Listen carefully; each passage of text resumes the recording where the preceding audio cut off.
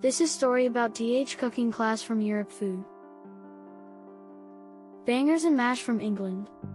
Bangers and mash is a traditional English meal consisting of fried sausages, and mashed potatoes, mashed potatoes. Here's a simple way to make bangers and mash. Ingredients: 6 English sausage bangers, 1 kilogram of potatoes, peeled and cut into pieces, 1/4 cup vegetable oil, 2 tablespoons butter, 1 teaspoon salt, half a teaspoon black pepper, 1/4 cup milk, 1 teaspoon parsley, finely chopped.